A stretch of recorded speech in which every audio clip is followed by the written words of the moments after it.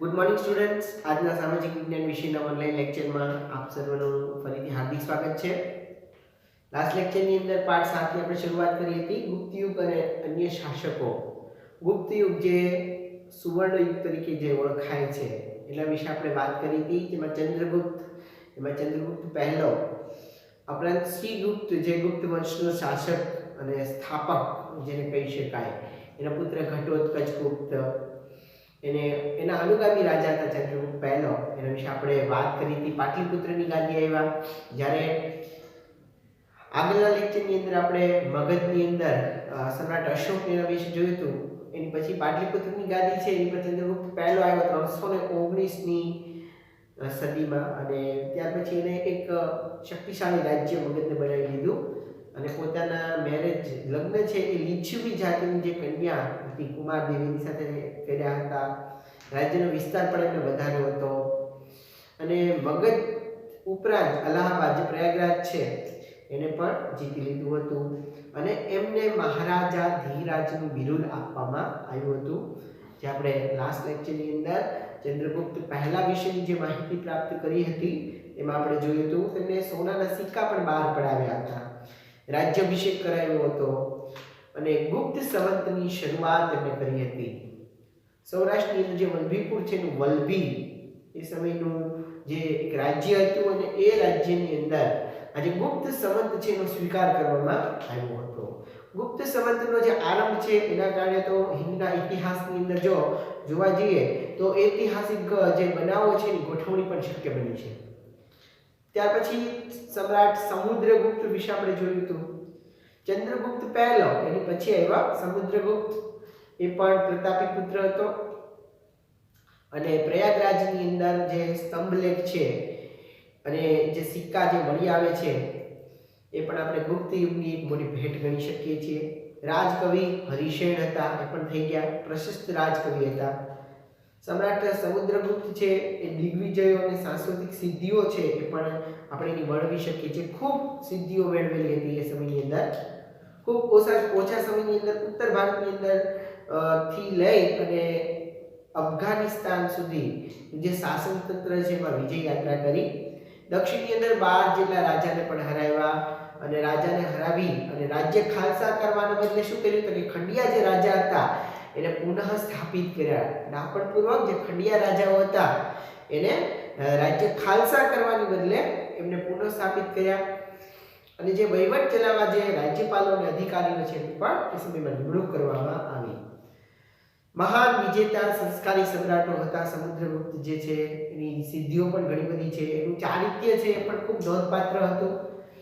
આપણે ઘણા બધા રાજાઓ જોઈએ તો ચરિત્રની અંદર ડાઘ લગાડે તેવા હોય છે, પણ અહીંયા સમુદ્રગુપ્તનું ચારિત્ર્ય પણ ખૂબ નોંધપાત્ર હતું અને કાવ્યની પણ રચના કરી હતી અને એમને કવિરાજનું બિરુદ આપવામાં આવ્યું હતું. ખાસ યાદ રાખજો કે ચંદ્રગુપ્ત પહેલો જેને મહારાજા ધીરાજનું બિરુદ મળ્યું હતું, જ્યારે સમુદ્રગુપ્ત સમ્રાટ સમુદ્રગુપ્ત એને કાવ્યની ઘણી બધી રચના કરી હતી એટલે એમને જે બિરુદ છે કવિરાજનું બિરુદ આપવામાં આવ્યું હતું સમ્રાટ સમુદ્રગુપ્તને. આ બધા જે પ્રશ્નો છે તમને આગળ જતા ખૂબ કામ લાગશે. જ્યારે તમે કોમ્પિટિટિવ એક્ઝામ આપતા હશો ત્યારે પણ કે ચંદ્રગુપ્ત પહેલાને કયું બિરુદ આપવામાં આવેલું હતું, સમ્રાટ સમુદ્રગુપ્તને કયું બિરુદ છે. તો સમ્રાટ સમુદ્રગુપ્ત કાવ્યની ઘણી બધી રચના કરી એટલે કવિરાજ, અને ચંદ્રગુપ્ત પહેલો એને બિરુદ આપવામાં આવેલું હતું મહારાજા ધીરાજનું. કમનસીબે આજે આપણે એક પણ કાવ્યનું જોઈ શકતા નથી.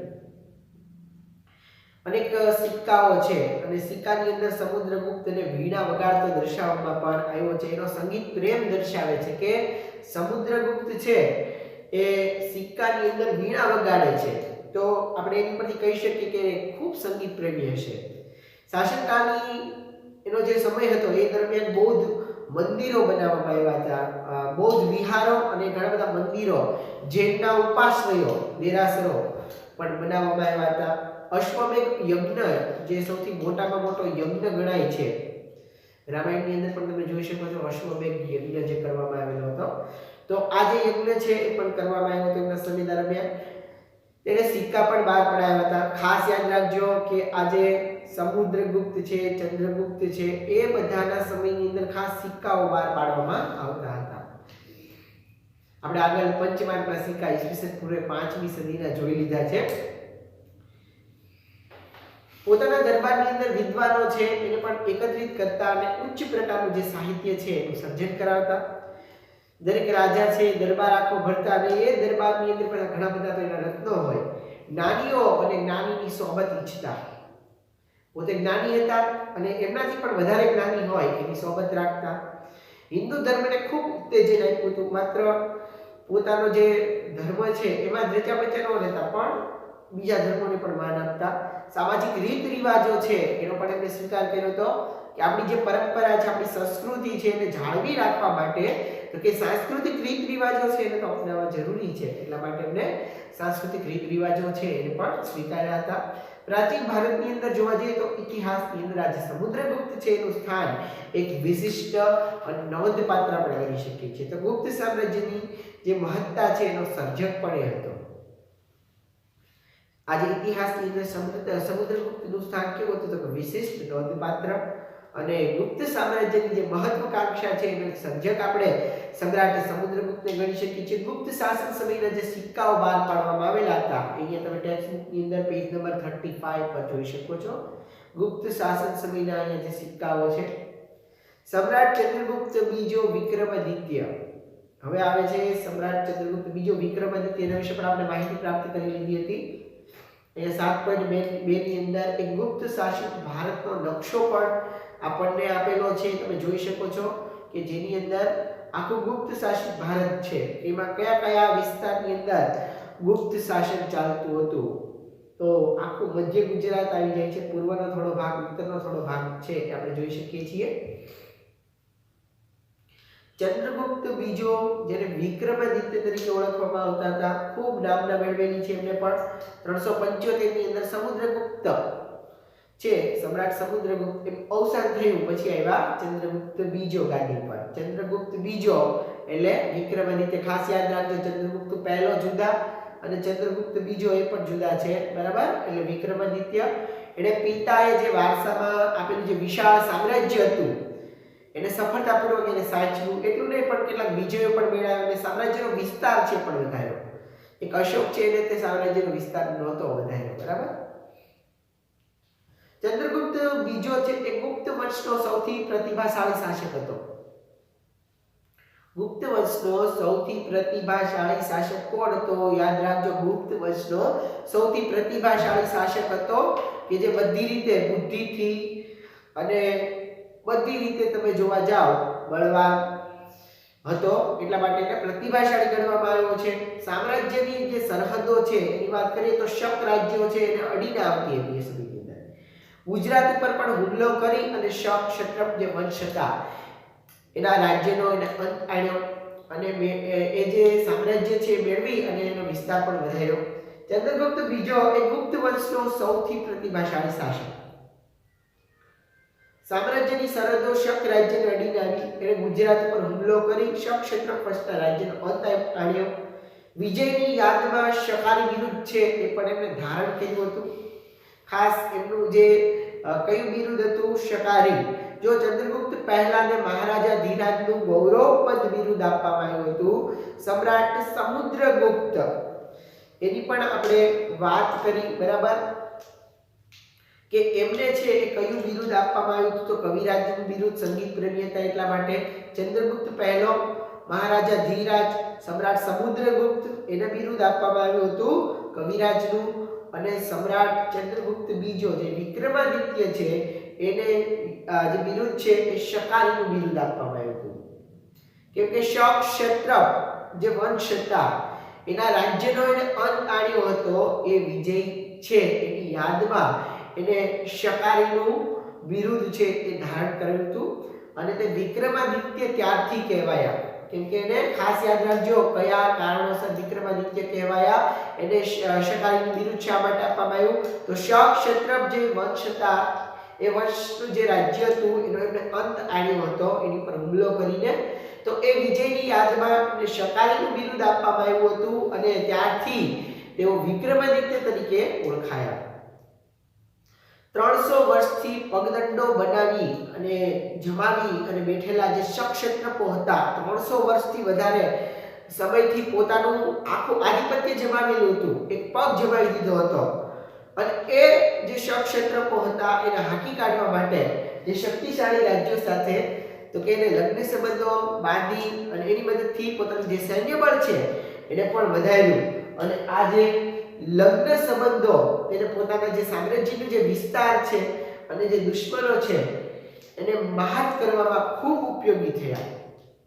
આ જે લગ્ન છે એ સંબંધ દ્વારા તો કે એને જે ક્ષેત્રકો હતા એને હાંકી કાઢવા માટે પોતાનું જે શક્તિશાળી રાજ્ય છે એની અંદર લગ્ન સંબંધ બાંધવાનું અને એની મદદથી પોતાનું જે સૈન્ય બળ છે વધાર્યું અને આ લગ્ન સંબંધ તેને પોતાનું જે સામ્રાજ્ય હતું એના વિસ્તારમાં અને દુશ્મનોને જે મહાત કરવાના હતા ખૂબ ઉપયોગી થયા. એને જીતેલા જે નવા પ્રદેશો હતા એ પણ ખૂબ ઘણા અગત્યના ફાળો ભજવે છે.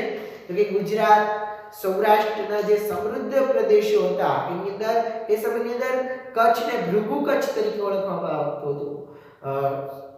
ભૃગુ કચ્છ એટલે જે ભરૂચનો વિસ્તાર છે, ભરૂચ અને સ્તંભ તીર્થ જે ખંભાત, આપણે જેને ખંભાત તરીકે અત્યારે ઓળખીએ છીએ એનું પૌરાણિક નામ છે સ્તંભ તીર્થ. ભરૂચનું પૌરાણિક નામ છે ભૃગુ કચ્છ. અને જે આજુબાજુના જે જીગતા બંદરો હતા જે ખૂબ વેપાર થતા હતા એવા જે બંદરો એ ગુપ્ત જે સામ્રાજ્ય છે એને એ સમયમાં મળ્યા.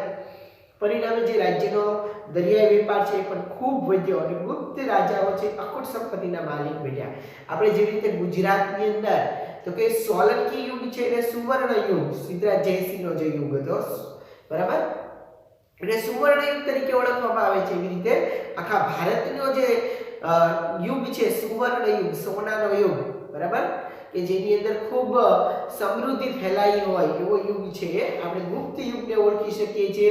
અને ગુપ્ત યુગની અંદર ખાસ યાદ રાખજો ચંદ્રગુપ્ત પહેલો થઈ ગયો, ત્યાર પછી સમ્રાટ સમુદ્રગુપ્ત આવ્યો અને સમુદ્રગુપ્ત પછી સમુદ્રગુપ્તનો પુત્ર છે સમ્રાટ ચંદ્રગુપ્ત બીજો જે વિક્રમાદિત્ય એ રાજ્ય છે એ શાસન કરવા માટે આવ્યો અને એને ઘણી બધું જે વિસ્તાર છે એ પણ વધારો કર્યો. તો કે આખો જે ભાગ છે આપણો આખું ગુજરાત અને પશ્ચિમ ભાગ તો આખો ભારતનો આવી જાય છે, ઉપરાંત મધ્ય ભાગ પણ અને પૂર્વનો અમુક ભાગ અને ઉત્તરનો અમુક ભાગ છે એ પોતાના નામે કર્યો તો ગુપ્ત સામ્રાજ્યએ. પરિણામે રાજ્યનો જે દરિયાઈ વેપાર છે એ સમયની અંદર ખૂબ વધ્યો હતો અને ગુપ્ત રાજાઓ છે તો અખૂટ સંપત્તિના માલિક બની ગયા હતા. એટલા માટે જ આપણે એને સમૃદ્ધિવાળો યુગ અને સુવર્ણ યુગ તરીકે ઓળખી શકીએ છીએ. પેજ નંબર 35 ઉપર તમે જોઈ શકો છો ગુપ્ત શાસિત ભારતનો અહીંયા એક નકશો આપેલો છે. ચંદ્રગુપ્ત દ્વિતીયના સમયમાં કયા યાત્રાળુ આવ્યા હતા તો એક ચીની યાત્રાળુ આવ્યા હતા ફાહિયાન. એ ફાહિયાને સમૃદ્ધિના ખૂબ વખાણ કર્યા અને ચંદ્રગુપ્ત જે બીજો છે એ કયા ધર્મનો ખૂબ માનતો હતો કે વૈષ્ણવ ધર્મી હતો, વિષ્ણુનો પૂજારી હતો, પૂજક. છતાં એને અન્ય ધર્મો પ્રત્યે પણ ખૂબ આદરભાવ હતો. એના જે સેનાપતિ હતા આમ્રકાર દેવ એ પાછા બૌદ્ધ ધર્મી હતા. એના રાજ્યમંત્રી હતા વર્ષેસર એ પાછા શૈવ ધર્મી હતા. એટલે પોતે બધા ધર્મની અંદર થોડું વર્ચસ્વ ધરાવતો. રાજધાની પાટલીપુત્ર પણ અનેક બૌદ્ધ મઠો પણ ત્યાંથી મળી આવેલા છે પાટલીપુત્રમાંથી. એના શાસનકાળની જો વાત કરવામાં આવે તો સાંસ્કૃતિક સિદ્ધિઓ પણ ખૂબ આપણે જોઈ શકીએ છીએ. ગુપ્તકાળ એટલે સુવર્ણ યુગ બની શક્યો છે. સાંસ્કૃતિક સિદ્ધિઓ સમૃદ્ધિના કારણે વિદ્વાનો, કવિઓ, આશ્રયદાતા ઘણા બધા આવી ગયા છે. ખાસ તો ચીની યાત્રાળુ ફાહિયાન એ પણ આવ્યા અને એમને પણ ખૂબ વખાણ કર્યા વહીવટના અને સમૃદ્ધિના. સંસ્કૃતના મહાન કવિ અને નાટ્ય લેખક કાલિદાસ, બરાબર, આપણે જેને ભારતના શેક્સપિયર ગણીએ છીએ એ કાલિદાસ છે એ પણ એક રાજકવિ સમયની અંદર થઈ ગયા હતા. ખાસ યાદ રાખજો વિક્રમાદિત્યના સમયની અંદર કાલિદાસ થઈ ગયા હતા રાજકવિ. ધન્વંતરી એક રાજવૈદ હતા. આપણે જે વૈદની અંદર પણ ધન્વંતરીનું નામ ખાસ ફેમસ છે એ પણ થઈ ગયા હતા એ સમયની અંદર. આ ઉપરાંત વૈજ્ઞાનિકની અંદર તો કે વરામિહિર, વૈતાલ ભટ્ટ, અમરકોશના જે રચિતા અમરસિંહ જેવા રત્નોથી જે રાજ દરબાર છે શોભતો હતો. એ સમયની અંદર તો કે શિલ્પ, સ્થાપત્ય, ચિત્રકલા આ દરેકનો પણ સુંદર વિકાસ થયો હતો. દરેક રીતે સંપૂર્ણ હતું એ સમયની અંદર. એટલા માટે ગુપ્ત યુગ કહેવાયો છે. અજંતાના ઘણા કલા મંડપો અને જે બીજા છે એ પણ એ સમયમાં તૈયાર થયા હતા. રાજધાની પાટલીપુત્રમાં પણ અને બૌદ્ધ મઠો બંધાવ્યા હતા. રાજધાની પાટલીપુત્રની અંદર ઘણા બધા બૌદ્ધ મઠો હતા, બરાબર. અને પાટલીપુત્રની અંદર ત્યાર પછી દિલ્હી પાસેનું જે મહેરૌલી છે, ખાસ આ યાદ રાખવા જેવું છે, તમને જીકે માં પણ કામ લાગશે કે દિલ્હી પાસેની અંદર આવેલું જે મહેરૌલી એક લોહ સ્તંભ છે, લોખંડનો સ્તંભ છે. એ જે લોહ સ્તંભ છે એ એના સમયમાં સ્થપાયો. તો વિક્રમાદિત્યના સમયની અંદર મહેરૌલી જે દિલ્હી ખાતે એક લોહ સ્તંભ, લોખંડનો સ્તંભ છે એ સ્થાપવામાં આવ્યો હતો, જેને સદીઓ સુધી તો કે તાપ અને વરસાદ રહેવા છતાં હજી સુધી કાટ લાગ્યો નથી. ખાસ આ યાદ રાખજો, તમે જીકે માં પણ પ્રશ્ન પૂછાઈ શકે કે કઈ જગ્યાએ આવેલો છે, તો કે મહેરૌલીની અંદર દિલ્હીમાં લોહ સ્તંભ આવેલો છે, જેને હજી સુધી કાટ લાગ્યો નથી. કોના સમયની અંદર બન્યો હતો? તો વિક્રમાદિત્ય, બરાબર, સમુદ્રગુપ્ત બીજાના સમયમાં, ચંદ્રગુપ્ત બીજાના સમયમાં. કુમારગુપ્ત પહેલો, કુમારગુપ્ત પહેલાની આપણે વાત કરીએ તો ચંદ્રગુપ્ત બીજો એ અવસાન પામ્યો પછી પ્રતાપી રાજા કુમારગુપ્ત પહેલો ગાદી આવ્યો. એને પણ શાસનકાળની અંદર આપણે જોવા જઈએ તો શાંતિ અને સમૃદ્ધિ જ હતા. એને પણ વિશાળ સામ્રાજ્યને જાળવી રાખ્યું હતું. પુષ્યમિત્ર જે જાતિના લોકોએ બળવો કર્યો હતો, એ બળવાના કારણે જે સ્કંદગુપ્ત છે એ તરત જ એને સમાવી દીધો અને એ સમયની અંદર જો સામ્રાજ્યની ઉત્તર સરહદે હુણોએ હુમલા શરૂ કર્યા. સ્કંદગુપ્ત છે એને પણ પાછા કાઢ્યા હતા. કુમારગુપ્ત છે એ પણ કાર્તિકેયનો ભક્ત હતો અને ધર્મસહિષ્ણુ રાજા હતો. બૌદ્ધ જૈનોને પણ એમણે દાન આપ્યા હતા. નાલંદાની જે પ્રસિદ્ધ બૌદ્ધ વિદ્યાપીઠ છે એ પણ તેના સમયમાં સ્થપાઈ હતી. અજંતાની કેટલીક ગુફા છે એ પણ તેના સમયમાં તૈયાર થઈ હતી. એ અજંતાની ગુફા આપેલી છે. ત્યાર પછી નાલંદા વિદ્યાપીઠ આપેલું છે જે બિહારમાં છે. ત્યાર પછી સ્કંદગુપ્ત, તો કે કુમારગુપ્ત પહેલા પછી એનો વીર પુત્ર આવ્યો. કુમારગુપ્ત એનો વીર પુત્ર છે. સ્કંદગુપ્ત યાદ રાખજો, આ બધા ગુપ્ત યુગના છે. સ્કંદગુપ્ત ગાદી ઉપર બેઠો એ સમયે ગુપ્ત યુગનો જે છેલ્લો મહાન રાજા છે એ ગિરનારના અભિલેખમાં જણાવ્યા પ્રમાણે શાસનકાળના જે શરૂઆતના વર્ષ છે એમાં એને હુણને હરાવ્યા હતા. હુણો સાથેની જે લડાઈ હતી એમાં પુષ્કળ દ્રવ્ય પણ વપરાઈ ગયું. પરિણામે ગુપ્ત સામ્રાજ્યની આર્થિક સંપત્તિ છે એમાં પણ ખૂબ ખોટ આવી. સ્કંદગુપ્ત પછી જે નિર્બળ શાસકો હતા અને જે જરૂરી અને શક્તિશાળી જે હુણો હતા એના આક્રમણને એ લોકો ખાઈ શક્યા નહીં અને ગુપ્ત સામ્રાજ્ય છે ઈસવીસન 550 ની અંદર છિન્નભિન્ન થઈ ગયું. ત્યાર પછી ગુપ્ત યુગની શાસન વ્યવસ્થાની અંદર વાત કરીએ તો એ સમયની અંદર જે શાસન તંત્ર હતા એની અંદર અભિલેખો, સ્મૃતિઓ અને પુરાણોમાંથી આપણને ઘણી બધી માહિતી છે પ્રાપ્ત થાય છે કે ગુપ્ત યુગની અંદર એની શાસન વ્યવસ્થા કયા પ્રકારની હતી. એ પ્રમાણે જો શાસન તંત્ર છે તો એની અંદર કેન્દ્રીય, પ્રાંતીય અને સ્થાનિક એમ 3 વિભાગો હતા. કેન્દ્રીય વહીવટ તંત્ર કે જેની અંદર જે ગુપ્ત શાસન તંત્રની અંદર જે સમ્રાટ છે એ વહીવટ તંત્રના કેન્દ્ર સ્થાને હતા. એના જે મહારાજા ધીરાજ, બરાબર, પરમ ભાગવત જેવા બિરુદો એ સમયે સમ્રાટને આપવામાં આવતા હતા. વહીવટ તંત્રની જે મુખ્ય સેનાપતિ છે એને મહાબાલા અધિકૃત તરીકે ઓળખવામાં આવતા. વિદેશ મંત્રી તો મહાસંધિ વિગ્રાહક તરીકે ઓળખવામાં આવતા હતા. મહેલો અને દ્વારો જે રક્ષકો હતા એના જે વડા હતા એને મહાપ્રતિહાર તરીકે ઓળખવામાં આવતા. મહાઅશ્વપતિ જે ઘોડેસવારને ઓળખવામાં આવતા હતા અને મહાપિલુપતિ એ જે હાથીના જે સેનાના વડા હોય એને ઓળખવામાં આવતા હતા. તો આવી રીતે રાજ્યના દસ્તાવેજો સાચવવા માટે પણ પુસ્તકાલય જે છે પુસ્તપાલની નિમણૂક છે કરવામાં આવતી હતી. દસ્તાવેજો સાચવવા માટે કોની નિમણૂક કરવામાં આવતી એ સમયની અંદર? તો પુસ્તપાલની, યાદ રાખજો. ત્યાર પછી પ્રાંતીય વહીવટ પ્રાંતને લગતો હોય, અમુક ચોક્કસ પ્રદેશને લગતો, તો એની અંદર પ્રાંતના જે વડા છે એ તરીકે મોટાભાગે રાજકુમારો છે એને મૂકવામાં આવતા. કુમારાવાત્ય અને જે આયુક્ત પ્રાંતની અંદર મુખ્ય ભૂમિકા છે એ ભજવતા. પ્રાંતને ભુક્તિ તરીકે ઓળખવામાં આવતા. એના વડા જે છે પ્રાદેશિક હતા. પ્રાંતને જિલ્લાની અંદર વહેંચવામાં આવતો અને જિલ્લાને વિષય કહેવામાં આવતો. ખાસ યાદ રાખજો, જિલ્લો એટલે શું? તો વિષય એ સમયની અંદર ગણાતો. કેટલાક નગરો અને રાજધાની છે એ પાટલીપુત્રમાં જે મ્યુનિસિપાલિટી જેવી જે વહીવટી વ્યવસ્થા છે આપણે જોઈ શકીએ છીએ. એમાં નગર શ્રેષ્ઠી, કાયસ્થ, મુખ્ય કારીગર અને વેપારી એમ 4નું વર્ચસ્વ ખૂબ જોવા મળતું હતું.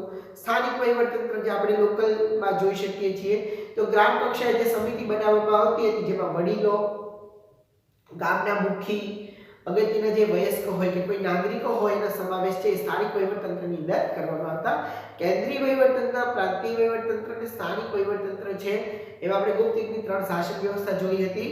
પછી આર્થિક સ્થિતિની અંદર જો જોવા જઈએ તો એ ભારતનો જે સુવર્ણ યુગ છે એની અંદર ખેતી, આંતરિક વેપાર અને આંતરરાષ્ટ્રીય વેપાર પણ એ સમયે ખૂબ વિકસ્યો હતો. ખેતી પદ્ધતિમાં કઈ કઈ પદ્ધતિ હતી તો કે વાર્ષિક પદ્ધતિ, ત્રિવાર્ષિક, પંચવાર્ષિક ખેતી પદ્ધતિ હતી. વાર્ષિક, ત્રિવાર્ષિક અને પંચવાર્ષિક જોવા મળતી. ભારતની અંદર તો કે ઘઉં, ચોખા, ગાંધાર, શેરડી, કાશ્મીરની અંદર દ્રાક્ષ, કેસર, કામરૂપ, આસામની અંદર તો કે નાળિયેર, બંગાળની અંદર પુષ્કળ પ્રમાણમાં ચોખા થતા, ગુજરાતની અંદર તો કે સિંધની અંદર કપાસનો પાક અને બંગાળની અંદર રેશમનું ઉત્પાદન એ સમયની અંદર થતું. તો દક્ષિણ ભારતની અંદર મરી મસાલા, રેશમ અને કપાસનો વેપાર છે પણ ખૂબ વિકસ્યો હતો એ સમયની અંદર. રાજા છે એ કુલ ઉત્પાદનનો 6ઠ્ઠો ભાગ છે કર તરીકે લેતા હતા, યાદ રાખજો. બ્રાહ્મણો છે એ અને મંદિરો, બ્રાહ્મણો અને મંદિરોને ભૂમિ દાનમાં આપવામાં આવતી એ સમયની અંદર. અને આંતરરાષ્ટ્રીય વેપાર એ ગુપ્ત યુગની ખાસ વિશેષતા ગણી શકાય છે. એ સમયની અંદર આંતરરાષ્ટ્રીય વેપાર કરવામાં આવેલો હતો. ભારતથી સ્થળ માર્ગે મધ્ય એશિયા થઈ અને યુરોપ સુધી સૂત્ર કાપડ, રેશમી કાપડ, મસાલા એ બધીની નિકાસ, એક્સપોર્ટ છે કરવામાં આવતા. ખંભાત, ભરૂચ, સોપારા, નાના સોપારા મહારાષ્ટ્ર અને તામ્રલિપ્તિ જેવા આંતરરાષ્ટ્રીય બંદરોના માધ્યમથી પણ વિશ્વના પૂર્વ અને પશ્ચિમ ભાગની અંદર સુતરાઉ કાપડ, રેશમી કાપડ, મસાલા, તેજાના, ઇમારતી જે લાકડા છે એની નિકાસ પણ થતી અને સોના, ચાંદી જેવી અન્ય ચીજો છે એની આયાત પણ કરવામાં આવતી હતી ભારતમાંથી. એ સમયે ખૂબ સમૃદ્ધિ જોવા મળતી હતી. ધાર્મિક સ્થિતિની અંદર પણ જો વાત કરીએ તો ગુપ્ત સમ્રાટો વૈષ્ણવ ધર્મને રાજ્ય ધર્મનો દરજ્જો આપતા. હિન્દુ ધર્મ છે એ સંસ્કૃતિ પણ પૂર્ણ કળાએ ખીલેલી હતી પણ વૈષ્ણવનું એ સમયમાં ખૂબ વર્ચસ્વ હતું. વિષ્ણુ અવતારમાં રામ, કૃષ્ણ એ સમયમાં ખૂબ પૂજાતા. લક્ષ્મી દેવી એ પણ મુખ્યાત થયા હતા એ સમયની અંદર. રામાયણ, મહાભારત, પુરાણો એનું સંકલન, પુનઃ સંકલન એ સમયમાં થયું હતું.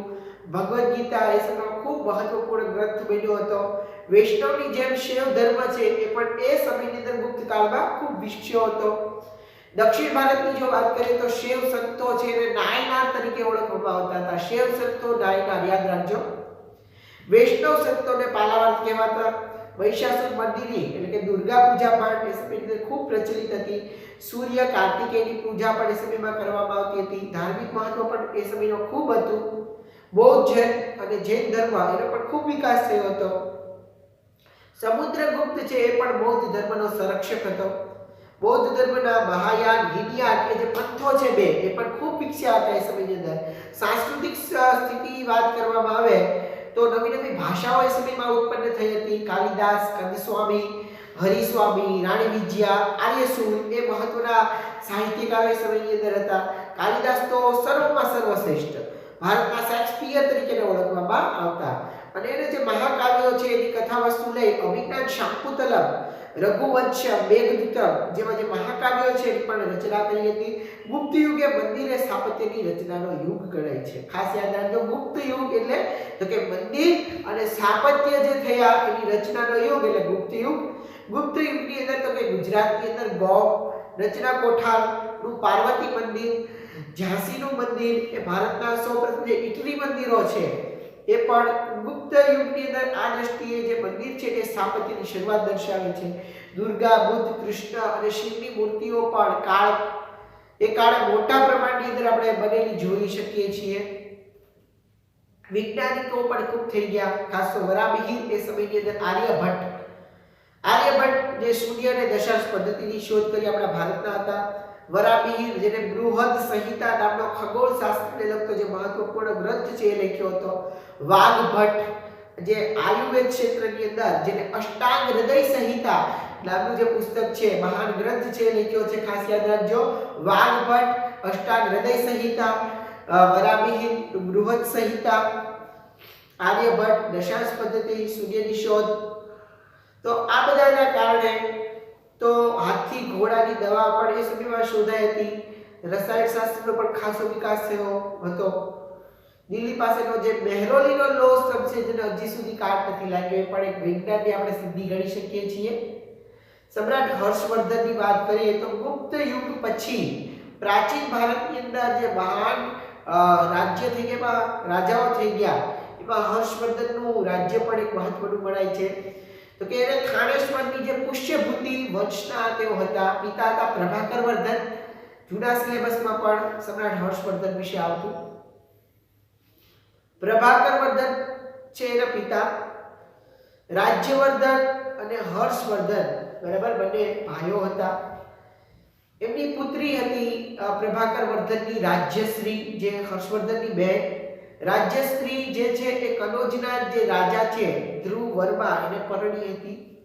ગોડ રાજવી શશાંક હતો, એણે માલવ રાજે એ રાજ્યશ્રી જે છે એનું અપહરણ કર્યું હતું. પ્રભાકર વર્ધનની પુત્રી અને હર્ષવર્ધનની બહેન જે રાજ્યશ્રી હતી એને તો કે ગોડ રાજવી શશાંક હતો, એણે અપહરણ કર્યું હતું અને અપહરણ કરી અને રાજ્ય ઉપર આક્રમણ કર્યું હતું.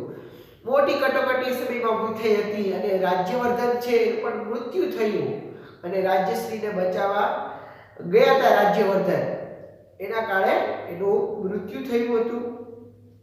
આવી કટોકટી ભરી પરિસ્થિતિની અંદર 606 માં સમ્રાટ હર્ષ, યાદ રાખજો 606 સમ્રાટ હર્ષનો સમય છે, 606 થી 625 અહીંયા લખેલું નથી બરાબર. તેમણે રાજ્યશ્રીને બચાવવા માટે એટલું નહીં પણ રાજ્યશ્રીને જે રાજ્યનું જે કનોજ હતું અને જે થાનેશ્વર, બે રાજ્યો ઉપર પોતાનું યોગ્ય શાસન છે શરૂ કર્યું. હર્ષવર્ધન પ્રાચીન ભારતની અંદર જે છેલ્લા મહાન સમ્રાટ હતા એમાંનો એક આપણે ગણી શકીએ. મગધ, ઓડિશા, જે સારસ્વત, ગોડ, મિથિલા થી પોતાનું જે સામ્રાજ્ય છે બધું ફેલાવી દીધું હતું, ખૂબ વિસ્તાર વધાર્યો હતો. અને જે સમકાલીન રાજ્યની અંદર જો વાત કરીએ તો વલ્લભીના જે મૈત્રક રાજા હતા ધ્રુવસેન એના જમાઈ હતા તે. દખ્ખણની અંદર જે પુલકેશી બીજો એ સૌથી શક્તિશાળી રાજા. હર્ષવર્ધન અને પુલકેશી વચ્ચે તો કે નર્મદા નદીનું જે તટ છે ત્યાં યુદ્ધ થયું અને યુદ્ધની અંદર સમ્રાટ હર્ષ છે એનો પરાજય થયો અને હર્ષ છે એ મોટા ભાગે નર્મદાથી ઉત્તરના જે શક્તિશાળી છે રાજા એ ગણાતા હતા. કેમ કે પુલકેશી બીજો જે દક્ષિણનો રાજા હતો એને દક્ષિણ ઉપર કબજો જમાવ્યો હતો. હર્ષવર્ધન રાજ્ય વિસ્તાર કરતા કરતા નર્મદા સુધી પહોંચે છે પણ ત્યાંથી આગળ વધી શકતા નથી, ત્યાં સુધી પોતાનો રાજ્ય વિસ્તાર છે એ રાખે છે. પાટલીપુત્રથી ગુજરાત આ બધું દક્ષિણનો વિસ્તાર છે એને જીતી લીધા હતા. સમ્રાટ હર્ષનું આપણે જોવા જઈએ તો કે સાંસ્કૃતિક પ્રદાન પણ ખૂબ અગત્યનું હતું. તેના સમયની અંદર તો કે મહાચીની યાત્રી બરાબર, અન્ય શાસકોની અંદર આપણે જોઈએ છે હર્ષને. મહાચીની યાત્રી હુએનસાંગ બરાબર એ ભારતની અંદર આવ્યા હતા સમ્રાટ હર્ષવર્ધનના સમયમાં. યાદ રાખજો સમ્રાટ હર્ષવર્ધન 606 નો સમયગાળો છે. ચીની મુસાફિર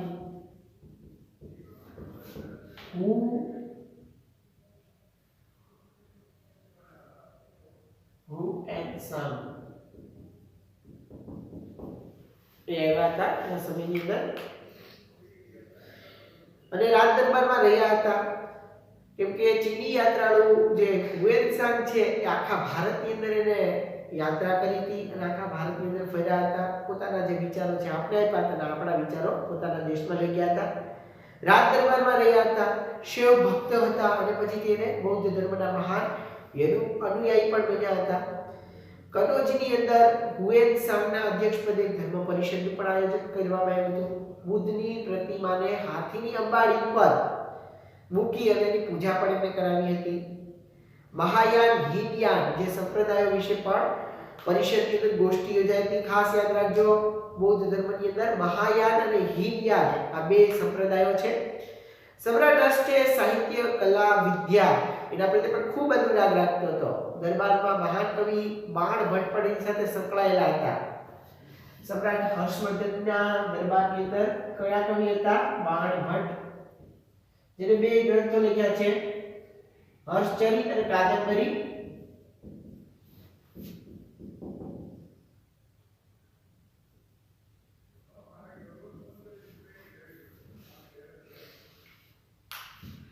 ત્યાર પછી આગળ જોઈએ મયુર ભટ્ટ અને કવિ જયસેન એ પણ હર્ષના સમયના કવિ હતા. મયુર ભટ્ટ અને જયસેન પણ ખાસ બાળભટ્ટને યાદ કરવામાં આવે છે કેમ કે મહાન કવિ હતા. સમ્રાટ હર્ષ પોતે ઉચ્ચ કોટીનો એક સાહિત્યકાર હતો. એને પણ બે ગ્રંથ લખ્યા છે, પ્રિયદર્શિકા અને રત્નાવલી, બે નાટકો લખ્યા છે હર્ષે. હર્ષના નાટકો પૂછાય તો કયા કયા આવશે? પ્રિયદર્શિકા, રત્નાવલી. હજી એક ગ્રંથ આવે છે પણ અહીંયા ઉલ્લેખ નથી કરવામાં આવેલો. બરાબર, આપણી પાઠ્યપુસ્તકની અંદર આ પ્રિયદર્શિકા અને રત્નાવલી એમ બે નાટકોની રચના કરી હર્ષે એમ કહેવામાં આવ્યું છે. પણ ત્રીજો ગ્રંથ પણ છે નાગાનંદ, પ્રિયદર્શિકા અને રત્નાવલી, આ ત્રણ નાટકોની રચના કરી હતી. પણ અહીંયા ટેક્સ્ટ બુકની અંદર આપણે બે જાય પછી આપણે બે રાખશું. સાથે સાથે ભગવાન બુદ્ધની જે જાતક કથા છે એના ઉપરથી નાગાનંદ નામનું એક વિશિષ્ટ નાટક લખ્યું હતું. આટલું છે બરાબર. તો બુદ્ધની જાતક કથા ઉપરથી કયું નાટક લખ્યું હતું? તો નાગાનંદ, રત્નાવલી અને પ્રિયદર્શિકા ત્રણ નાટક છે. જે નાગાનંદ છે એ બુદ્ધની જાતક કથા ઉપરથી એમણે લખ્યું હતું. હર્ષ અન્ય દેશો સાથે પણ મૈત્રીપૂર્ણ સંબંધો રાખતા હતા. પોતાના દૂત મંડળ છે એ પણ એમણે ચીન મોકલ્યા હતા. ભારતમાં ચીન દૂત મંડળે પણ મુલાકાત લીધી હતી. સમ્રાટ હર્ષ એક ઉચ્ચ કોટીના શાસક, વિજેતા, વહીવટકર્તા, સાહિત્યકાર આપણે ગણી શકીએ. અને નાલંદા વિદ્યાપીઠને નિભાવવા માટેને 100 ગામ છે ભેટમાં આપી દીધા હતા કેમ કે નાલંદા વિદ્યાપીઠની અંદર જે વિદ્યાર્થી એ સમયની અંદર રહેતા એ ખૂબ હોશિયાર ગણાતા. પુલકેશી બીજો હર્ષનો સમકાલીન રાજા આપણે ગણી શકીએ. એ સમયની અંદર હર્ષની સામે હતો. હર્ષનું મધ્યમની અંદર ગુજરાત સુધી રાજ્ય કર્યો, જ્યારે પુલકેશી દક્ષિણની અંદર રાજ્ય કરતો હતો. એટલે સમકાલીન રાજા આપણે ગણી શકીએ. એ પણ ખૂબ શક્તિશાળી ચાલુક્ય વંશી રાજા પુલકેશી બીજો હતો. એમણે મહારાષ્ટ્રની અંદર તો કે રાષ્ટ્રકૂટો પાસેથી જે સત્તા છે એ આજકી અને પોતાનું રાજ્ય છે સ્થાપિત કર્યું. પુલકેશી બીજાએ 40 વર્ષ જેટલા લાંબા સમય સુધી શાસન કર્યું હતું. ખાસ યાદ રાખજો, પુલકેશી બીજાએ 40 વર્ષ સુધી શાસન કર્યું હતું. સમ્રાટ હર્ષને પણ હરાવ્યો હતો. મહાન વિજેતા હતો. દક્ષિણની અંદર તો કે ભારતની અંદર કદંબો, માહેશ્વરના ગંગો, કૌણકના માર્યો એ બધાને હરાવ્યા હતા. અને દક્ષિણ પંથની અંદર તેમને સ્વામીનું બિરુદ આપવામાં આવ્યું હતું. પુલકેશી બીજો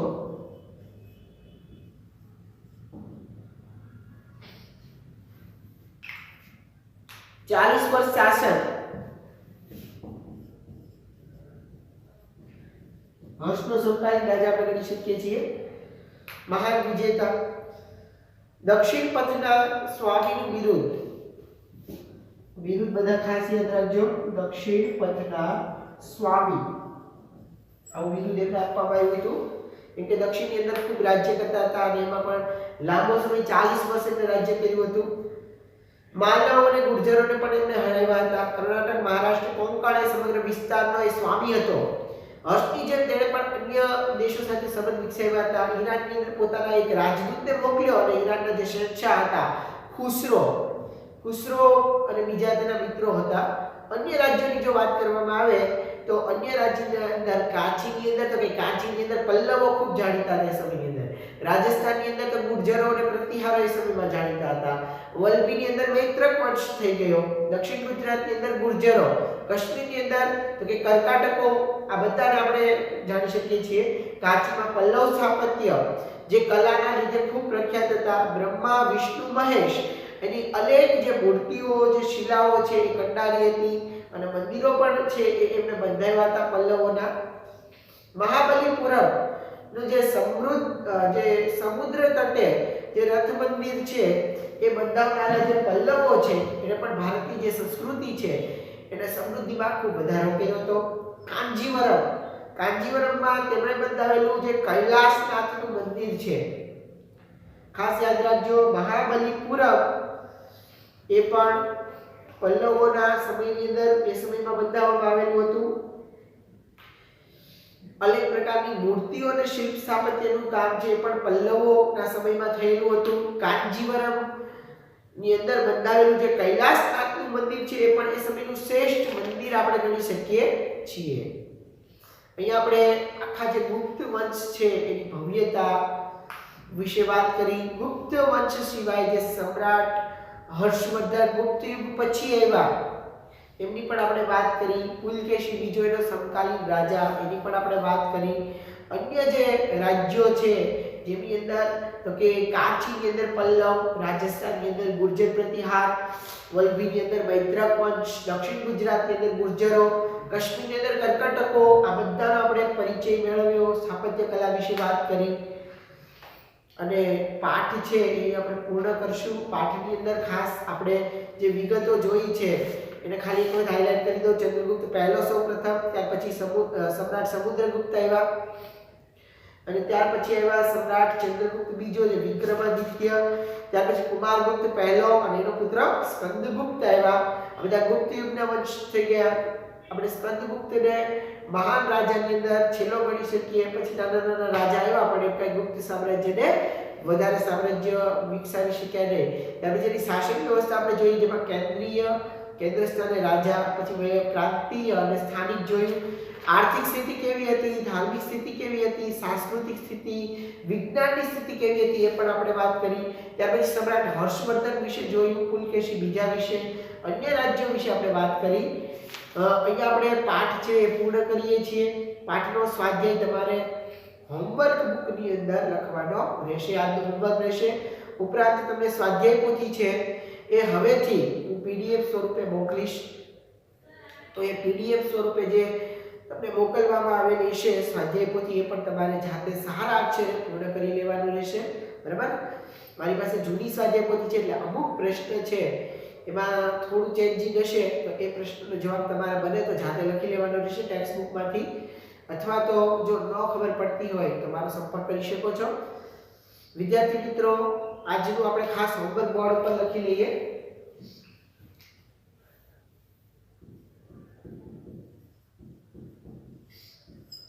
HW સામાજિક વિજ્ઞાન પાઠ 7 નો સ્વાધ્યાય, પાઠ્યપુસ્તકનો સ્વાધ્યાય યાદ રાખજો. પાઠ્યપુસ્તકનો સ્વાધ્યાય હોમવર્ક બુકમાં લખવો. જો હું બોલું છું એટલે કદાચ અહીંયા તમને બરાબર ન સમજાતું હોય તો બોલેલા શબ્દોને પણ ગણજો. તો પાઠ 7 નો પાઠ્યપુસ્તકનો જે સ્વાધ્યાય છે તમારે હોમવર્ક બુકની અંદર લખવાનો રહેશે. બરાબર? આ ઉપરાંત સ્વાધ્યાય પોથી પણ તમારે પૂરી લેવાની રહેશે અને તમારે પૂરી અને પછી એના પણ ફોટા પાડી અને મોકલવાના રહેશે. વિદ્યાર્થી મિત્રો, તો આજના લેક્ચરની અંદર તમને સાથે સાથે એનિમેશન વિડિયો છે પાઠ 7 નો એ પણ બતાવવામાં આવશે. તો વિદ્યાર્થી મિત્રો, આજના લેક્ચરમાં બસ આટલું જ. ફરીથી નવા લેક્ચરની અંદર પાછા નવા પાઠ સાથે ઉપસ્થિત થઈશું. આવજો. આભાર. Thank you so much. ધોરણ 6 પ્રકરણ 7 ગુપ્ત યુગ અને અન્ય શાસકો. ઈસુની 3જી સદીમાં મગધમાં પ્રભાવશાળી ગુપ્ત વંશની સત્તા સ્થપાઈ. ગુપ્ત વંશે ભારતમાં રાજકીય એકતા, શાંતિ અને સુરક્ષા સ્થાપી. તેનાથી અપૂર્વ સમૃદ્ધિ આવી. આથી ગુપ્ત યુગને ભારતનો સુવર્ણ યુગ કહેવામાં આવે છે. સુવર્ણ યુગ એટલે દેશની સમગ્ર પ્રજાની સર્વોત્કૃષ્ટ પ્રગતિ, આબાદી. ગુપ્ત સમ્રાટોએ લોકોને શાંતિ અને સમૃદ્ધિ આપી, જેની પ્રશંસા વિદેશી મુસાફરોએ પણ કરી છે. ગુપ્ત યુગનો સુવર્ણ યુગ ઘણે અંશે ગુપ્ત સમ્રાટોનું સર્જન હતું. ચંદ્રગુપ્ત પહેલો મગધના સામ્રાજ્યમાં શ્રીગુપ્ત ગુપ્ત વંશનો સ્થાપક હતો. તેના પુત્રનું નામ ઘટોત્કચ ગુપ્ત હતું. ઘટોત્કચ ગુપ્તના અનુગામી રાજા તરીકે ચંદ્રગુપ્ત પ્રથમ ઈસવીસન 319 પાટલીપુત્રની ગાદીએ આવ્યો. તેણે શક્તિશાળી લિચ્છવી જાતિની કન્યા કુમારદેવી સાથે લગ્ન કર્યા. લિચ્છવીઓની સહાયથી તેણે મગધના રાજ્યનો વિસ્તાર કર્યો. તેણે મગધની પાસેના પ્રયાગરાજ એટલે કે અલ્હાબાદ, સાકેત, અયોધ્યા જીતી લઈ મગધનો વિસ્તાર વધાર્યો. તેણે મહારાજને બદલે મહારાજાધિરાજ જેવું ગૌરવપ્રદ બિરુદ ધારણ કર્યું હતું. તેણે પોતાની સત્તા અને પ્રતિષ્ઠાની પ્રતીતિ કરાવવા સોનાના સિક્કા બહાર પડાવ્યા હતા. તેનો રાજ્યાભિષેક થયો ત્યારથી તેણે ગુપ્ત સંવત શરૂ કરાવ્યો. સૌરાષ્ટ્રના વલ્લભી રાજ્યના શાસકોએ પણ આ ગુપ્ત સંવતનો સ્વીકાર કર્યો હતો. ગુપ્ત સંવતના આરંભના કારણે હિંદના ઇતિહાસમાં કાળગણના અને કાળક્રમ અનુસાર ઐતિહાસિક બનાવોની ગોઠવણી શક્ય બની. સમ્રાટ સમુદ્રગુપ્ત. ચંદ્રગુપ્ત પ્રથમ પછી તેનો પ્રતાપી પુત્ર સમુદ્રગુપ્ત ગાદીએ આવ્યો. સમુદ્રગુપ્તના સમયની માહિતી પ્રયાગરાજના સ્તંભલેખ એટલે કે પ્રયાગ પ્રશસ્તિ અને તેના સિક્કાઓમાંથી મળે છે. આ પ્રશસ્તિ રાજકવિ હરિશેણે રચી છે. તેમાં સમ્રાટ સમુદ્રગુપ્તના દિગ્વિજયો અને સાંસ્કૃતિક સિદ્ધિઓ વર્ણવી છે. તેણે ખૂબ જ ઓછા સમયમાં ઉત્તર ભારતના મોટા ભાગના રાજ્યોથી માંડી અફઘાનિસ્તાનના કુષાણ શાસનતંત્ર સુધી તેની વિજયયાત્રા કરી હતી. દક્ષિણમાં લગભગ 12 જેટલા રાજાઓને હરાવ્યા. તેણે આ રાજાઓને હરાવીને તેમના રાજ્યો ખાલસા કરવાને બદલે તેઓને ખંડિયા રાજાઓ તરીકે ડહાપણપૂર્વક પુનઃ સ્થાપિત કર્યા. રાજ્યનો વહીવટ ચલાવવા રાજ્યપાલો અને અધિકારીઓની નિમણૂક કરવામાં આવતી. સમુદ્રગુપ્ત મહાન વિજેતા અને સંસ્કારી સમ્રાટ હતો. તેની સાહિત્યિક સિદ્ધિઓ અને ચારિત્ર્ય પણ નોંધપાત્ર હતા. તેણે અનેક કાવ્યોની રચના કરી કવિરાજનું બિરુદ મેળવ્યું હતું. કમનસીબે તેનું આજે એક પણ કાવ્ય મળતું નથી. એક સિક્કામાં સમુદ્રગુપ્તને વીણા વગાડતો દર્શાવવામાં આવ્યો છે, જે તેનો સંગીત પ્રેમ દર્શાવે છે. તેના શાસનકાળ દરમિયાન અનેક મંદિરો, બૌદ્ધ વિહારો અને જૈન ઉપાશ્રયો બંધાયા હતા. તેણે અશ્વમેઘ યજ્ઞ કર્યો હતો. આ સંદર્ભે તેણે સિક્કા પડાવ્યા હતા. તેણે પોતાના દરબારમાં વિદ્વાનોને એકત્રિત કરી ઉચ્ચ પ્રકારનું સાહિત્ય સર્જન કરાવ્યું હતું. જ્ઞાનીઓ તેની અને તે જ્ઞાનીઓની સોબત ઈચ્છતા હતા. તેણે હિન્દુ ધર્મને ઉત્તેજન આપ્યું હતું. તેણે સામાજિક રીતરિવાજોને સ્વીકાર્યા હતા. પ્રાચીન ભારતના ઇતિહાસમાં સમુદ્રગુપ્તનું સ્થાન વિશિષ્ટ અને નોંધપાત્ર છે. ગુપ્ત સામ્રાજ્યની મહત્તાનો તે સર્જક હતો. સમ્રાટ ચંદ્રગુપ્ત બીજો વિક્રમાદિત્ય. ઈસવીસન 375માં સમુદ્રગુપ્તનું અવસાન થયું. તેના સ્થાને ચંદ્રગુપ્ત બીજો ગાદી ઉપર આવ્યો. તેણે પિતાએ વારસામાં આપેલા વિશાળ સામ્રાજ્યને સફળતાપૂર્વક સાચવ્યું. એટલું જ નહીં, પણ કેટલાક વિજયો મેળવીને સામ્રાજ્યનો વિસ્તાર વધાર્યો. ચંદ્રગુપ્ત બીજો ગુપ્ત વંશનો સૌથી પ્રતિભાશાળી શાસક હતો. તેના સામ્રાજ્યની સરહદો શક રાજ્યને અડકીને આવી હતી. તેણે ગુજરાત ઉપર હુમલો કરી શક ક્ષત્રપ વંશના રાજ્યનો અંત આણ્યો. આ વિજયની યાદમાં શકારી બિરુદ ધારણ કર્યું. તે વિક્રમાદિત્ય પણ કહેવાયો. તેણે 300 વર્ષથી પગદંડો જમાવીને બેઠેલા શક ક્ષત્રપોને હાંકી કાઢવા માટે શક્તિશાળી રાજ્યો સાથે લગ્ન સંબંધો બાંધી તેમની મદદથી પોતાનું સૈન્યબળ વધાર્યું. આ લગ્ન સંબંધો તેને પોતાના સામ્રાજ્યના વિસ્તારમાં અને દુશ્મનોને મહાત કરવામાં ખૂબ ઉપયોગી થયા. તેણે જીતેલો નવો પ્રદેશ ઘણો જ અગત્યનો હતો. ગુજરાત અને સૌરાષ્ટ્રના સમૃદ્ધ પ્રદેશો ભૃગુ કચ્છ, ભરૂચ અને સ્તંભતીર્થ ખંભાતના ધીકતા બંદરો ગુપ્ત સામ્રાજ્યને મળ્યા. પરિણામે રાજ્યનો દરિયાઈ વેપાર ખૂબ વધ્યો અને ગુપ્ત રાજાઓ અખૂટ સંપત્તિના માલિક બન્યા. ચંદ્રગુપ્ત દ્વિતીયના સમયમાં આવેલા ચીની યાત્રાળુ ફાહિયાએ ગુપ્ત રાજ્ય વહીવટના અને ગુપ્ત સામ્રાજ્યની સમૃદ્ધિના વખાણ કર્યા છે. ચંદ્રગુપ્ત બીજો વૈષ્ણવ ધર્મી હોવા છતાં અન્ય ધર્મો પ્રત્યે ખૂબ આદરભાવ ધરાવતો હતો. તેનો સેનાપતિ આમ્રકાર દેવ બૌદ્ધ ધર્મી અને રાજ્યમંત્રી વરસેન શૈવ ધર્મી હતો. રાજધાની પાટલીપુત્રમાં પણ અનેક બૌદ્ધ મઠો આવેલા હતા. તેના શાસનકાળ દરમિયાન મેળવેલ સાંસ્કૃતિક સિદ્ધિઓને કારણે જ ગુપ્તયુગ સુવર્ણ યુગ બની શક્યો. તે વિદ્વાનો અને કવિઓનો આશ્રયદાતા હતો. સંસ્કૃત ભાષાના મહાન કવિ અને નાટ્યલેખક કાલિદાસ તેના રાજકવિ હતા. ધન્વંતરી તેના રાજવૈદ્ય હતા. વૈજ્ઞાનિક વરાહમિહિર, વૈતાલ ભટ્ટ, અમરકોશના રચયિતા અમરસિંહ જેવા રત્નોથી તેનો રાજદરબાર શોભતો હતો. તેના સમયમાં શિલ્પ, સ્થાપત્ય અને ચિત્રકલાનો સુંદર વિકાસ થયો. અજંતાના ઘણા કલાપ મંડપો તેના સમયમાં તૈયાર થયા. તેણે રાજધાની પાટલીપુત્રમાં અનેક બૌદ્ધ મઠો બંધાવ્યા હતા. દિલ્હી પાસેનો મહેરોલી લોહસ્તંભ તેના સમયમાં સ્થપાયો, જેને સદીઓ સુધી તાપ અને વરસાદમાં રહેવા છતાં કાટ લાગ્યો નથી. તેણે પાટલીપુત્ર ઉપરાંત ઉજ્જૈનને બીજી રાજધાની બનાવી. તેણે રાજ્યને જુદા જુદા વહીવટી એકમોમાં વહેંચી સુવ્યવસ્થિત વહીવટ ચલાવ્યો. લગભગ ઈસવીસન 414ના અરસામાં મહાન સમ્રાટ ચંદ્રગુપ્ત વિક્રમાદિત્યનું અવસાન થયું. કુમારગુપ્ત પહેલો. ચંદ્રગુપ્ત બીજાના અવસાન પછી તેનો પ્રતાપી પુત્ર કુમારગુપ્ત પહેલો ગાદીએ આવ્યો. તેનો શાસનકાળ શાંતિ અને સમૃદ્ધિનો યુગ હતો. તેણે વિશાળ સામ્રાજ્યને જાળવી રાખ્યું હતું. તેના સમયમાં પુષ્યમિત્ર જાતિના લોકોએ બળવો કર્યો હતો. આ બળવાને તેના પુત્ર સ્કંદગુપ્તે તરત જ શમાવી દીધો હતો. તેના સમયમાં સામ્રાજ્યની ઉત્તર સરહદે હુણોએ હુમલા શરૂ કર્યા હતા. સ્કંદગુપ્તે તેમને પાછા કાઢ્યા હતા. કુમારગુપ્ત કાર્તિકેયનો ભક્ત હતો અને તે ધર્મ સહિષ્ણુ રાજા હતો. તેણે બૌદ્ધો અને જૈનોને પણ દાન આપ્યા હતા. નાલંદાની પ્રસિદ્ધ બૌદ્ધ વિદ્યાપીઠ તેના સમયમાં સ્થપાઈ હતી. અજંતાની કેટલીક ગુફાઓ તેના સમયમાં તૈયાર થઈ. સ્કંદગુપ્ત.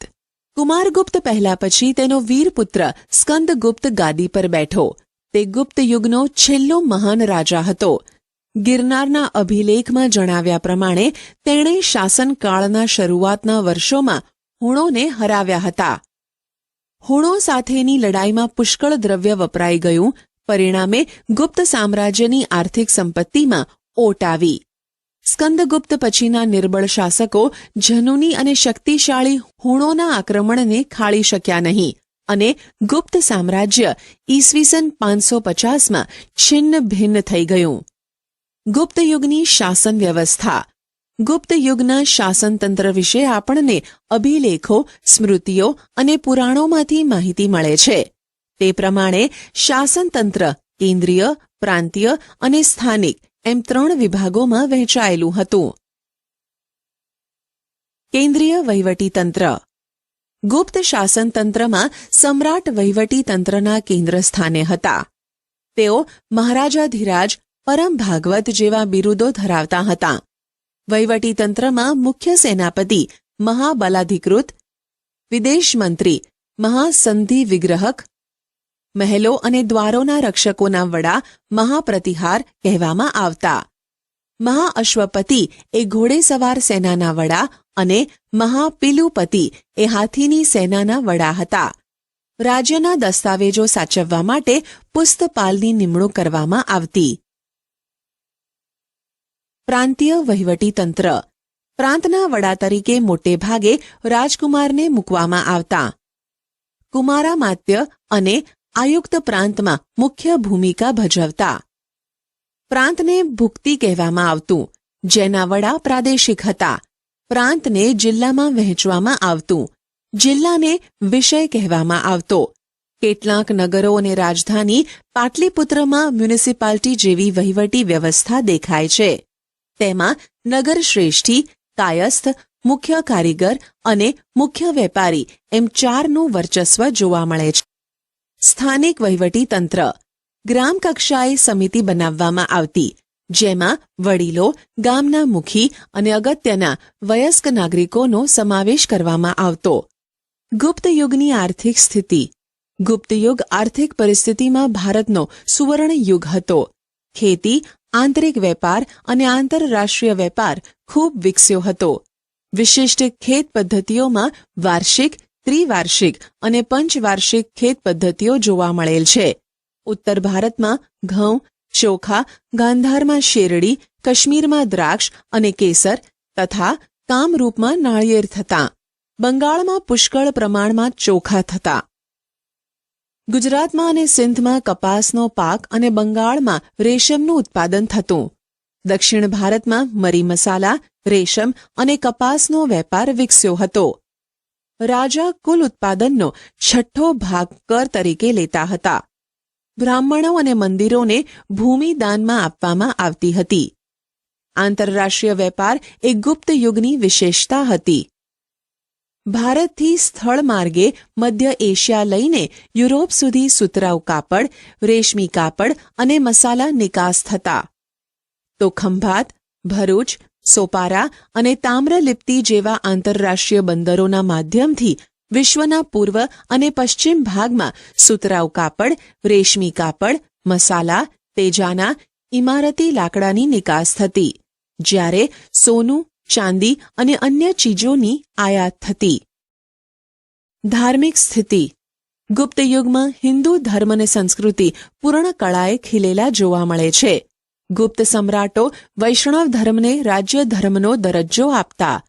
પરિણામે વિષ્ણુ, તેમના અવતારો શ્રીરામ અને શ્રીકૃષ્ણ આ સમયમાં મહદંશે પૂજાતા. લક્ષ્મી દેવી તરીકે બહુ જ ખ્યાત થયા. આ સમયમાં રામાયણ અને મહાભારત તેમજ પુરાણોનું પુનઃ સંકલન થયું. શ્રીમદ ભગવદ્ ગીતા આ સમયે ખૂબ મહત્વપૂર્ણ ગ્રંથ બન્યો. વૈષ્ણવ ધર્મની જેમ જ શૈવ ધર્મ પણ ગુપ્તકાળમાં વિકસ્યો હતો. દક્ષિણ ભારતમાં શૈવ સંતો નાયનાર કહેવાતા, જ્યારે વૈષ્ણવ સંતો આલ્વાર કહેવાતા. મહિષાસુર મર્દની દુર્ગાની પૂજા પણ પ્રચલિત થઈ હતી. સૂર્ય અને કાર્તિકેયની પૂજા પણ પ્રચલિત થઈ હતી. ગુપ્ત યુગમાં બૌદ્ધ ધર્મ અને જૈન ધર્મનો પણ વિકાસ થયો હતો. સમુદ્રગુપ્ત બૌદ્ધ ધર્મનો સંરક્ષક હતો. બૌદ્ધ ધર્મના મહાયાન અને હિનયાન પંથ વિકસ્યા હતા. ગુપ્ત યુગની સાંસ્કૃતિક સ્થિતિ. ગુપ્ત યુગ સાંસ્કૃતિક રીતે ભારતનો સુવર્ણ યુગ હતો. આ યુગમાં અનેક નવી ભાષાઓ ઉત્પન્ન થઈ હતી. કાલિદાસ, સ્કંદ સ્વામી, હરિસ્વામી અને રાણી વિજયા તથા આર્યસુર આ સમયના મહત્વના સાહિત્યકારો હતા. આ સર્વમાં કાલિદાસ સર્વશ્રેષ્ઠ હતા. કાલિદાસને ભારતના શેક્સપિયર કહેવામાં આવે છે. તેમણે ભારતીય મહાકાવ્યોની કથાવસ્તુ લઈ અભિજ્ઞાન શાકુંતલમ, રઘુવંશમ અને મેઘદૂતમ જેવા મહાકાવ્યોની રચના કરી. ગુપ્ત યુગ એ મંદિર સ્થાપત્યોની રચનાનો યુગ હતો. ગુજરાતમાં ગોપ, નચના કોઠારનું પાર્વતી મંદિર અને ઝાંસીનું મંદિર એ ભારતના સૌપ્રથમ ઇન્ટેરી મંદિરો છે. ગુપ્ત યુગ આ દ્રષ્ટિએ મંદિર સ્થાપત્યની શરૂઆત દર્શાવે છે. દુર્ગા, બુદ્ધ, કૃષ્ણ અને શિવની મૂર્તિઓ આ કાળે મોટા પ્રમાણમાં બની. ગુપ્ત યુગમાં વિજ્ઞાનની સ્થિતિ. મહાન વૈજ્ઞાનિકોમાં આર્યભટ્ટ અને વરામિહિર આ સમયમાં થયા. આર્યભટ્ટે શૂન્ય અને દશાંશ પદ્ધતિની શોધ કરી. વરામિહિરે બૃહદ સંહિતા નામનો ખગોળશાસ્ત્રને લગતો મહત્વપૂર્ણ ગ્રંથ લખ્યો. વાઘભટ્ટે આયુર્વેદ ક્ષેત્રે અષ્ટાંગ હૃદય સંહિતા નામનો મહાન ગ્રંથ લખ્યો. આ કાળે મનુષ્યો અને પ્રાણીઓ માટે વૈદક શાસ્ત્ર વિકસ્યું હતું. હાથી ઘોડાની દવાઓ પણ શોધાઈ હતી. રસાયણશાસ્ત્રનો પણ ખાસો વિકાસ થયો હતો. તેનું સર્વશ્રેષ્ઠ ઉદાહરણ દિલ્હી પાસે આવેલો મહેરોલીનો લોહસ્તંભ છે, જેને હજી સુધી કાટ લાગ્યો નથી. સમ્રાટ હર્ષવર્ધન. ગુપ્તયુગ પછી પ્રાચીન ભારતના મહત્વપૂર્ણ રાજ્યોમાં હર્ષવર્ધનનું રાજ્ય ગણાય છે. તેઓ થાણેશ્વરના પુષ્યભૂતિ વંશના હતા. પ્રભાકર વર્ધનના પુત્ર રાજ્યવર્ધન અને હર્ષવર્ધન હતા, જ્યારે તેમની પુત્રી રાજ્યશ્રી હતી. રાજ્યશ્રી કનોજના રાજા ધ્રુવવર્માને પરણી હતી. ગૌડ રાજવી શશાંક અને માલવ રાજે રાજ્યશ્રીનું અપહરણ કરી રાજ્ય પર આક્રમણ કરતા મોટી કટોકટી ઊભી થઈ. રાજ્યવર્ધનનું મૃત્યુ રાજ્યશ્રીને બચાવવા જતા થયું. આવી કટોકટીભરી પરિસ્થિતિમાં ઈસવીસન 606માં સમ્રાટ હર્ષે રાજ્યારોહણ કર્યું. તેમણે રાજ્યશ્રીને બચાવ્યા. એટલું જ નહીં, રાજ્યશ્રીનું રાજ્ય કનોજ અને થાણેશ્વર એમ બંને રાજ્યો પર પોતાનું યોગ્ય શાસન શરૂ કર્યું. હર્ષવર્ધન પ્રાચીન ભારતના છેલ્લા મહાન સમ્રાટ હતા. તેમણે મગધ, ઓડિશા, સારસ્વત, ગૌડ, મિથિલા સુધી પોતાનું સામ્રાજ્ય ફેલાવ્યું હતું. તેના સમકાલીન રાજ્યોમાં વલ્ભીના મૈત્રક રાજા ધ્રુવસેન તેના જમાઈ હતા. દખ્ખણમાં પુલકેશી બીજો સૌથી શક્તિશાળી રાજા હતો. હર્ષવર્ધન અને પુલકેશી વચ્ચે થયેલા નર્મદાના યુદ્ધમાં સમ્રાટ હર્ષનો પરાજય થયો. હર્ષ મોટે ભાગે નર્મદાથી ઉત્તરના શક્તિશાળી રાજા ગણાતા હતા. સમ્રાટ હર્ષનું સાંસ્કૃતિક પ્રદાન બહુ જ અગત્યનું હતું. તેના સમયમાં મહાન ચીની યાત્રી યુઅન શ્વાંગ ભારત આવ્યા હતા. તેમના રાજદરબારમાં રહ્યા હતા. હર્ષ શૈવ ભક્ત હતા અને પછીથી બૌદ્ધ ધર્મના મહાન અનુયાયી બન્યા. તેમણે કનોજમાં યુઅન શ્વાંગના અધ્યક્ષપદે એક ધર્મ પરિષદનું આયોજન કર્યું. બુદ્ધની પ્રતિમાને હાથીની અંબાડી પર મૂકી તેની પૂજા કરાવી, સ્થાપિત કરી હતી. મહાયાન અને હીનયાન સંપ્રદાયો વિશે આ પરિષદમાં ગોષ્ઠી યોજાઈ હતી. સમ્રાટ હર્ષ સાહિત્ય, કલા અને વિદ્યા પ્રત્યે અનુરાગ રાખતો હતો. તેના દરબારમાં મહાન કવિ બાણભટ્ટ સંકળાયેલા હતા, જેમણે હર્ષચરિતમ અને કાદંબરી જેવા સંસ્કૃત સાહિત્યના મહાન ગ્રંથો લખ્યા હતા. મયુરભટ્ટ અને કવિ જયસેન પણ હર્ષના સમયના મહાન કવિઓ હતા. સમ્રાટ હર્ષ પોતે પણ ઉચ્ચ કોટીના સાહિત્યકાર હતા. તેમણે પ્રિયદર્શિકા અને રત્નાવલી નામના 2 નાટકોની રચના કરી હતી. સાથે સાથે ભગવાન બુદ્ધની જાતક કથાઓ ઉપરથી નાગાનંદ નામનું વિશિષ્ટ નાટક પણ લખ્યું હતું. હર્ષે અન્ય દેશો સાથે પણ મૈત્રી સંબંધો બાંધ્યા હતા. તેમણે પોતાના દૂત મંડળને ચીનમાં મોકલ્યા હતા. તે જ રીતે ચીનથી ભારતમાં ચીનના દૂત મંડળે મુલાકાત લીધી હતી. આ દ્રષ્ટિએ સમ્રાટ હર્ષ એક ઉચ્ચ કોટીના શાસક, વિજેતા, વહીવટીકર્તા અને સાહિત્યકાર હતા. તેમણે નાલંદા વિદ્યાપીઠને નિભાવવા માટે 100 ગામ ભેટમાં આપ્યા હતા. પુલકેશી બીજો સમ્રાટ હર્ષના સમકાલીન રાજ્યોમાં સૌથી શક્તિશાળી ચાલુક્ય વંશી રાજા પુલકેશી બીજા હતા. તેમણે મહારાષ્ટ્રમાં રાષ્ટ્રકૂટો પાસેથી સત્તા આંચકી રાજ્ય સ્થાપ્યું. પુલકેશી બીજાએ 40 વર્ષ જેટલા લાંબા સમય સુધી શાસન કર્યું હતું. તેણે સમ્રાટ હર્ષને પણ હરાવ્યા હતા. તે મહાન વિજેતા હતા. તેણે દક્ષિણ ભારતના કદંબો, માહેશ્વરના ગંગો, કોંકણના મૌર્યોને હરાવી દક્ષિણ પથના સ્વામીનું બિરુદ પ્રાપ્ત કર્યું હતું. લાટ, માલવ અને ગુર્જરોને પણ તેણે હરાવ્યા હતા. કર્ણાટક, મહારાષ્ટ્ર અને કોંકણ એ સમગ્ર વિસ્તારનો તે સ્વામી હતો. હર્ષની જેમ તેણે પણ અન્ય દેશો સાથે સંબંધો વિકસાવ્યા હતા. તેણે ઈરાનમાં પોતાના એક રાજદૂતને મોકલ્યો હતો. ઈરાનના શહેનશાહ ખુશરો બીજા તેના મિત્ર હતા. અન્ય રાજ્યો આ સમયે અન્ય રાજ્યોમાં કાંચીના પલ્લવો, રાજસ્થાનના ગુર્જર પ્રતિહારો, વલ્લભીના મૈત્રકો, દક્ષિણ ગુજરાતમાં ગુર્જરો, કાશ્મીરમાં કરકોટકો વગેરેનો સમાવેશ થાય છે, જેમાં કાંચીના પલ્લવો સ્થાપત્ય અને કલાને લીધે પ્રખ્યાત થયા હતા. તેમણે બ્રહ્મા, વિષ્ણુ, મહેશની અનેક મૂર્તિઓ શિલાઓમાં કંડારી મંદિરો બંધાવ્યા હતા. મહાબલીપુરમના સમુદ્ર તટે રથ મંદિરો બંધાવનારા પલ્લવોએ ભારતની સાંસ્કૃતિક સમૃદ્ધિમાં વધારો કર્યો છે. કાંજીવરમમાં તેમણે બંધાવેલું કૈલાશનાથ મંદિર તે સમયનું સૌથી શ્રેષ્ઠ મંદિર ગણાવી શકાય.